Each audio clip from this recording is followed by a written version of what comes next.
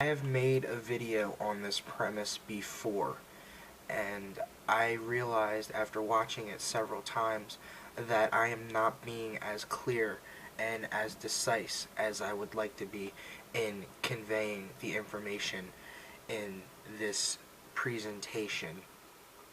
I think that this subject is very important to history, and it's really important that we understand where we come from and how the modern historians might not have all the information, or they might not want to accept the information. And this presentation again will revolve around an ancient city, or I'm sorry, an ancient civilization that was largely wiped out at the end of the last ice age, and this was a seafaring civilization and a civilization that had developed some form of technology, and there's pretty clear evidence of this. I call it Atlantis, but who knows what the civilization actually called themselves.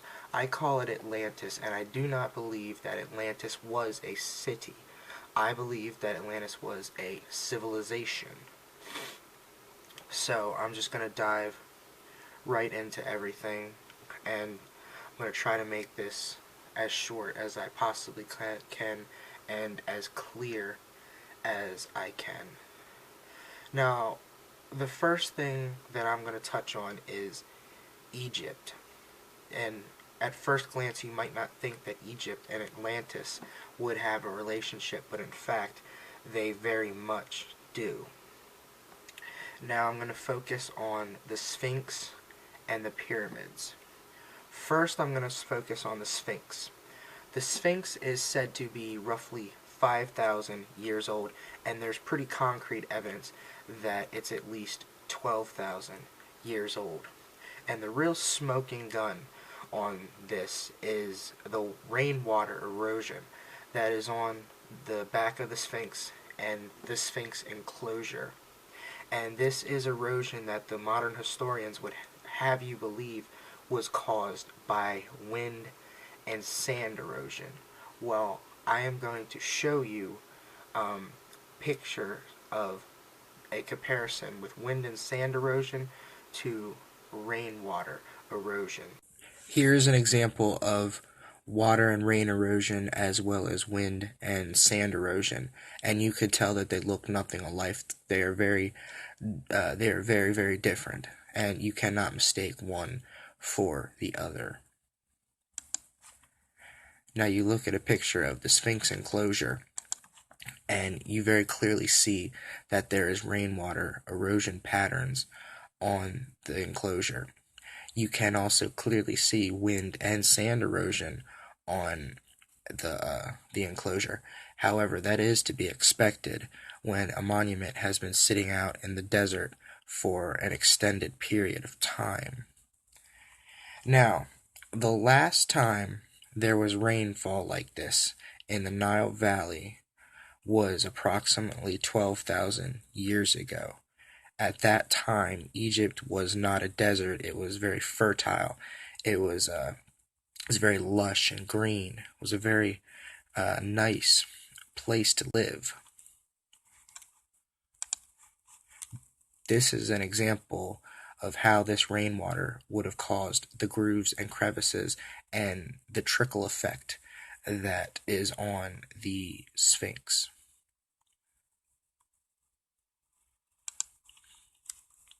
This is a picture of the Sphinx himself. And I want you to look at the head first. The head is in almost pristine condition. Now when you look at the body, you can see all the wear and tear, all the different repairs from different errors. You can see all that. This presents a problem because most of the Sphinx life, it was buried up to the neck in sand. So the body would have been protected fairly well from the elements while the head would have been bombarded by them. And eventually it would have been so disfigured that it would no longer be recognized. And you would expect this to be the opposite. You would expect the body to be in better condition than the head. And also, when you look at it, you can tell that the head is proportionate with itself, and the body is proportionate with itself, but they are not proportionate to each other. You have a very small head, and you have a very large lion body. Now, I propose that it's possible the Sphinx used to be a lion-headed monument. The Sphinx was a lion, and it would make sense because the head would have had to constantly be carved. It definitely was recarved at some point. So who really knows what it is? But it would make sense because the the Sphinx is associated with the constellation of Leo, Leo the lion, and the Egyptians, they very clearly stated this, just like they have stated that the pyramids are associated with Orion, and I'll talk about that in a little bit. Now, let's talk a little about the Great Pyramids of Giza. Um, these are amazing structures. The pyramids stand exactly on latitude 30, and it's aligned to true north almost perfectly. Um, I believe it's 1/60th of a single degree, but it's a very, very small number. And the Greenwich Observatory, which is in London, their modern attempt at aligning a building to true north uh, fell very short. I want to say it was 12 degrees. I could be wrong, but it did fall very short from the alignment of the pyramids. So it's very interesting. Now, I'm kind of going to cut to the chase on this. I'm not going to delve into the pyramids themselves that much. I will tell you that the Egyptians very clearly stated that the pyramids uh, were associated with the constellation of Orion, Orion the Hunter. They saw that as their god, Osiris. So, I'm going to go straight to it, and I'm going to get to the interesting part of all this, and I'm going to show you a couple pictures. 12,000 years ago, the pyramids aligned with the constellation of Orion, specifically Orion's belt. Here is an image of how the Giza Plateau would have looked 12,000 years ago. Now you can see the three dots of the pyramid align with the stars in Orion's belt. You also will see the Sphinx facing due east towards the rising sun, and rising in the background is the constellation of Leo. Now you will look at the Nile River, and this picture shows the Nile receded, but you'll see the outline of where the Nile used to be, and that lines up almost perfectly with the edge of the Milky Way galaxy as it would have looked back then. So at this specific date, 12,000 years ago, there is a lock on the ground to the sky, as above, so below. And how we know that these monuments locked at this exact date is because there is a wobble on the Earth's axis, and it's called precession of the equinox. And basically, what that means is the Earth wobbles like a top. You spin a top and it'll slow down, it'll start to wobble instead of going in a straight rotation. And that's what the Earth does. So the sky positions the positions of the stars in the sky will change about 1 degree every 72 years, and it takes 26,000 years to complete a cycle.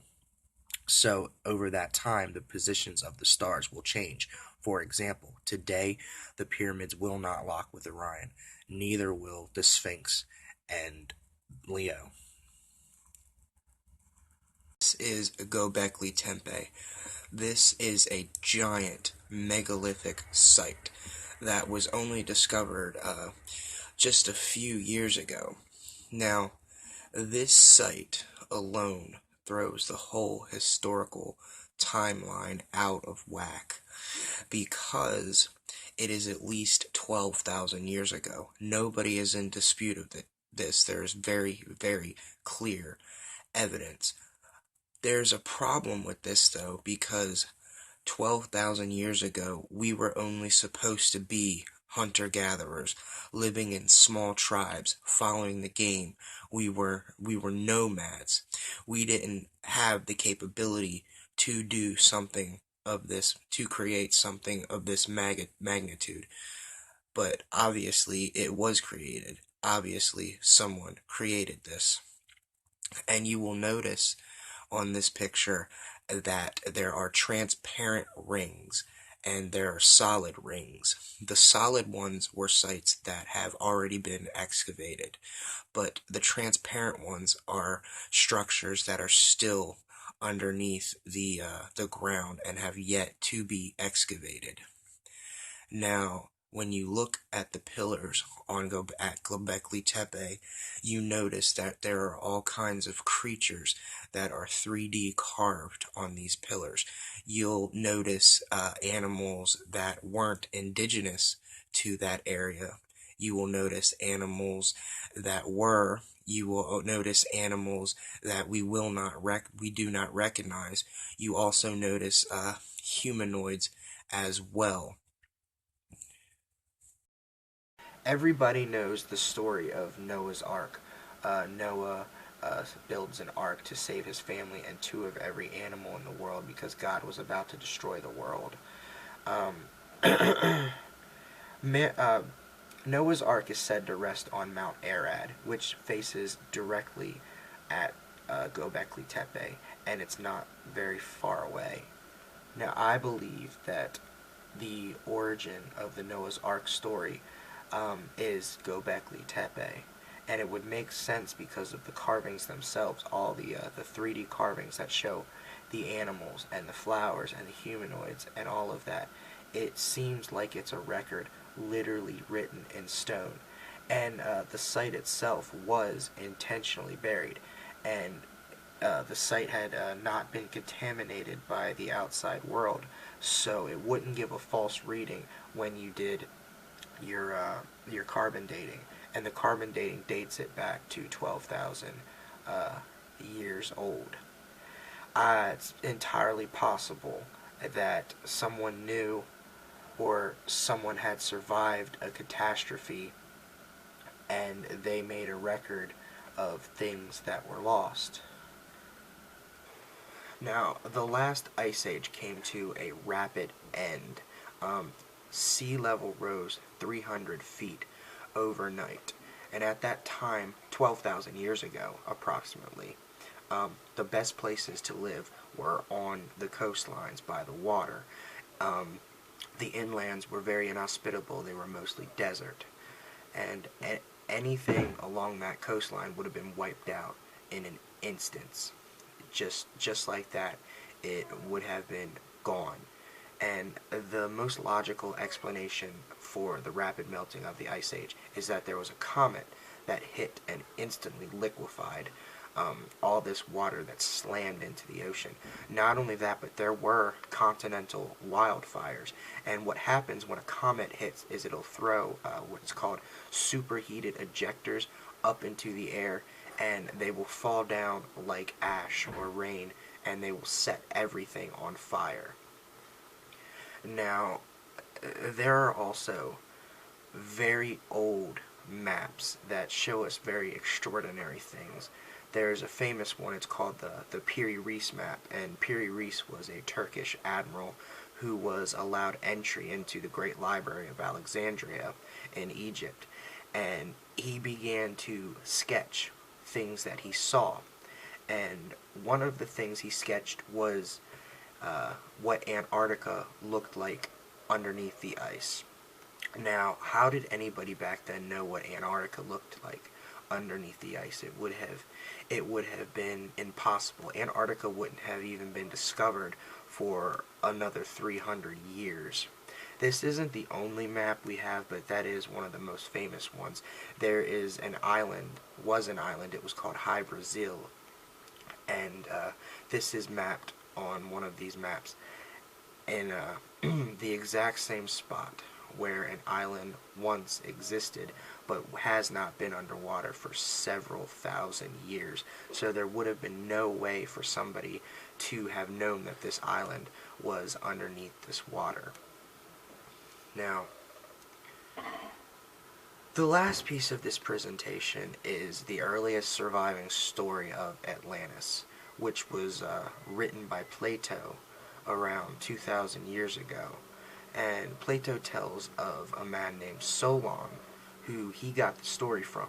And Solon, in turn, got the story from Egypt. And Plato tells of a civilization of high technology, a seafaring civilization that was very advanced. He even gives us a date, and this date is about 12,000 to 11,000 years ago, around the same time as the Sphinx, around the same time as the lock with the pyramids, around the same time as Göbekli Tepe, and the rapid melting of the Ice Age. Now, can this really be a coincidence? This is a hell of a coincidence if that is the case.